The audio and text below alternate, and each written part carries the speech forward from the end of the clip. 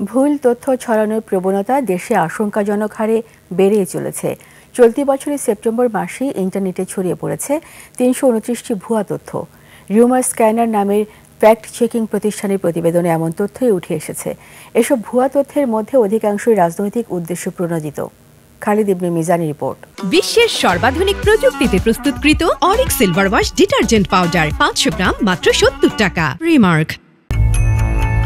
চলতি বছরের সেপ্টেম্বর মাসে ইন্টারনেটে ছড়িয়ে পড়া ৩২৯টি ভুয়া তথ্য শনাক্ত করেছে বাংলাদেশের ফ্যাক্ট চেকিং প্রতিষ্ঠান রিউমার স্ক্যানার।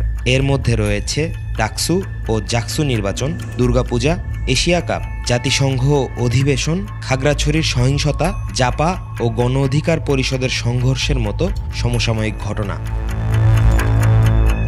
অপতথ্যের মধ্যে রাজনৈতিক বিষয়ে ভুল তথ্য ছড়িয়ে পড়ার প্রমাণ মিলেছে ২২৯টি, যা মোট ভুল তথ্যের প্রায় ৭০%।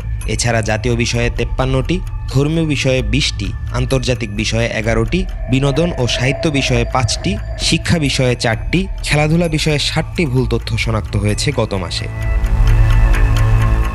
রাজনৈতিক অপপ্রচারের দিক থেকে জামায়াতে ইসলামী ও বিএনপিকে ঘিরে ছড়িয়েছে সর্বোচ্চ সংখ্যক নেতিবাচক ভুল তথ্য। অন্যদিকে কার্যক্রম নিষিদ্ধ দল আওয়ামী লীগ ও তার অঙ্গ সংগঠনগুলোর বিপরীতে ছড়ানো ভুল তথ্যগুলোর প্রায় ৯৮% ছিল ইতিবাচক। অন্তর্বর্তী সরকারের উপদেষ্টাদের নিয়েও ছড়ানো হয়েছে একাধিক অপতথ্য। এক্ষেত্রেও প্রতিটি তথ্যই নেতিবাচক ছিল। অন্যদিকে কৃত্রিম বুদ্ধিমত্তা ও ডিপ ফেক প্রযুক্তি ব্যবহার করে তৈরি এমন কন্টেন্টের সংখ্যাও বেড়েছে উদ্বেগজনক হারে। এসব ঘটনায় ভিডিও কেন্দ্রিক ভুল ছিল ২১৫টি, এছাড়া তথ্যকেন্দ্রিক ভুল ছিল ৭৯টি এবং ছবি কেন্দ্রিক ভুল ছিল ৩৫টি। ভুল তথ্যগুলোর মধ্যে মিথ্যা হিসেবে ২৩৩টি, বিকৃত হিসেবে ৩৩টি এবং বিভ্রান্তিকর হিসেবে ৬৩টি ঘটনাকে সাব্যস্ত করা হয়েছে রিউমার স্ক্যানারের প্রতিবেদনে। ভুল তথ্য ছড়ানোর প্ল্যাটফর্ম হিসেবে ফেসবুক এককভাবে শীর্ষে। ২৮৯টি ভুল তথ্য ছড়িয়েছে এই মাধ্যমেই। টিকটক, ইনস্টাগ্রাম, ইউটিউব ও এক্সেও ছড়িয়েছে বিপুল পরিমাণ ভুয়া কন্টেন্ট।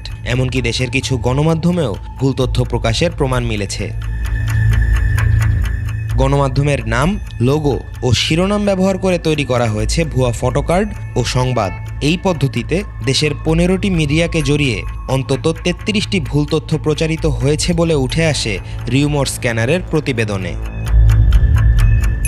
খালিদ ইবনে মিজান, ২১ টেলিভিশন, ঢাকা।